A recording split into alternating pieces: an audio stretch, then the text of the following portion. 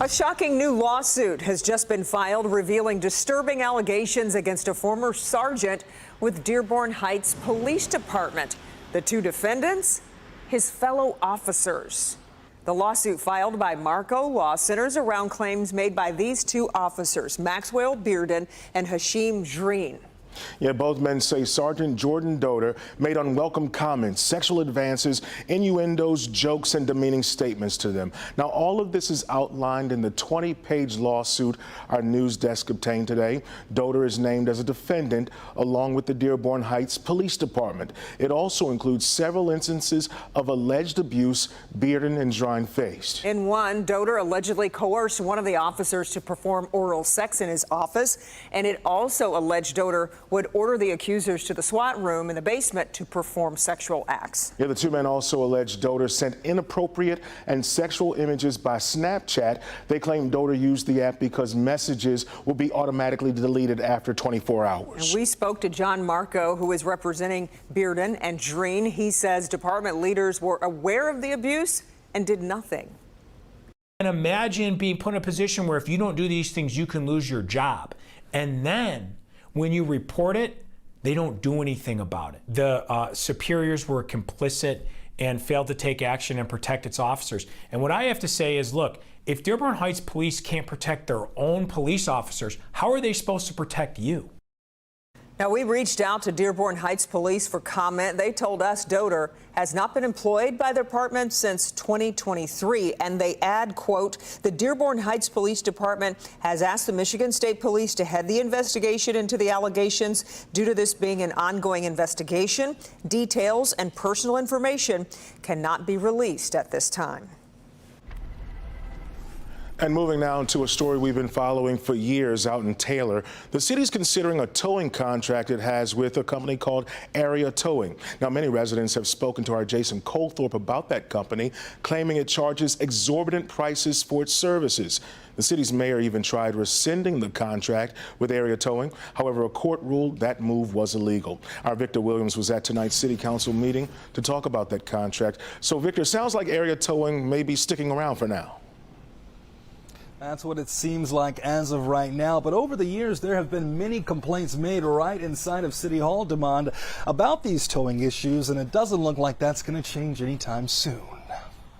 To me, when it comes to... Just stop. You're so full of it. I'm sorry. Oh, Things get slightly heated in Taylor City Hall as council members discuss towing issues. why are you pushing so hard to go and get another company?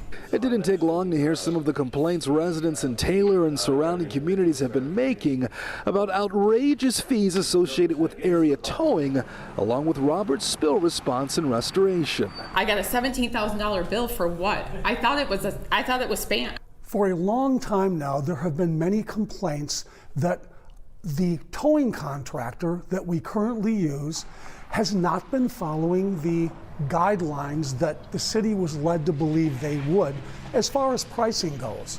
But council members couldn't find common ground regarding the matter, resulting in a lot of back and forth amongst themselves. I brought the low bid forward. That's who I want. But you said you just want the lowest bid for. Well, I brought the low bid forward. But you said you want the lowest bid? Okay. I think that the point. In the end, the motion to rescind the 2016 resolution that the courts recently used to say the city wasn't allowed to give a contract to a new company totally failed. It's extremely disappointing. This area towing issue has been an issue for a very long time. We're talking well over 20 years. This just doesn't make sense. Nobody else in the whole metropolitan area knows who their towing company is, their municipal towing company, except us. It's an embarrassment for Taylor, and I'm tired of it.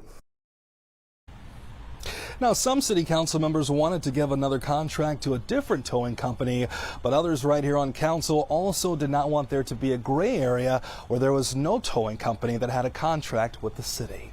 Live in Taylor tonight, Victor Williams, Local 4. All right. Thank you, Victor. Tempers running high outside a Grand Rapids courtroom where a jury is deliberating the fate of former police officer Christopher Shursh. Shursh is accused of murdering Patrick Leoya during a traffic stop back in 2022.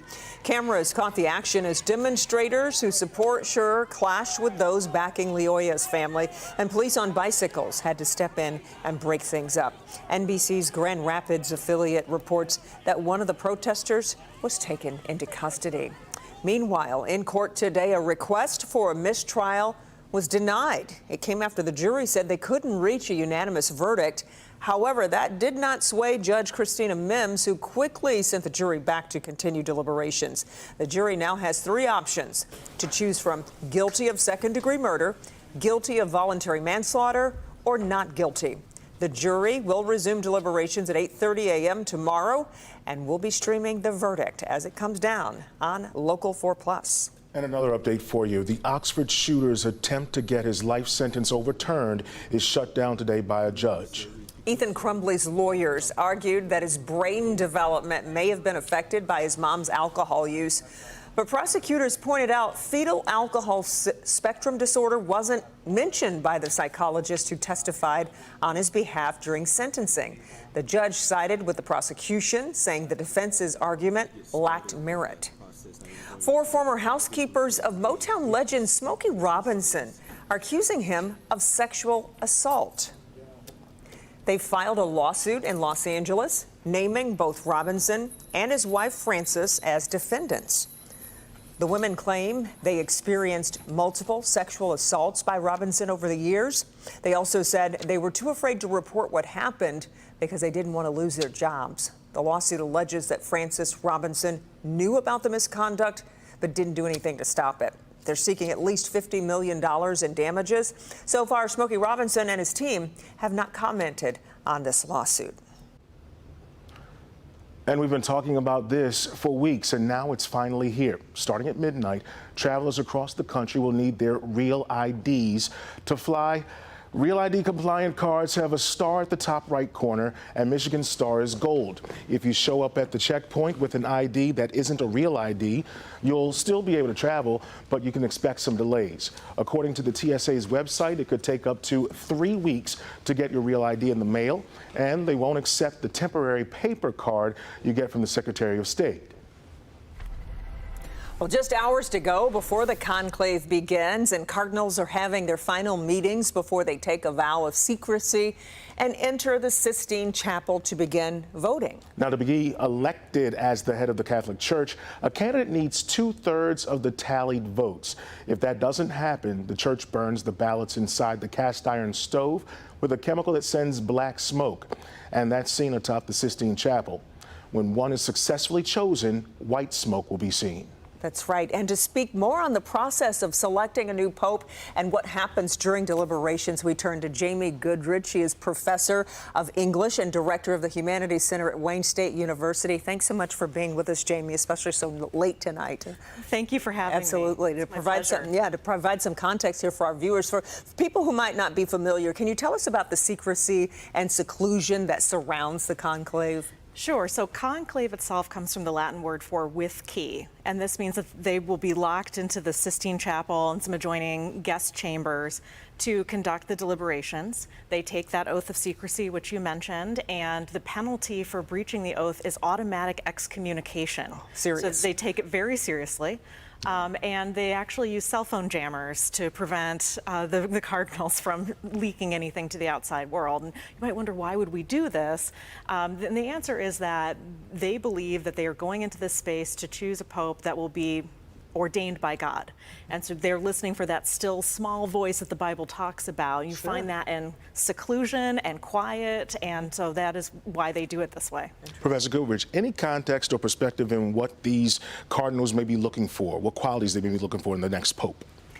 Right, so there are really two different camps right now among the cardinals. One is looking for unity, which is another way of saying they'd like the church to be a little bit more conservative and uniform in its ideology. And the other group is talking about diversity, and they're more along the Francis line, thinking about the peripheries, thinking about differences as being a strength rather than a weakness. So it'll be between those two groups. Okay.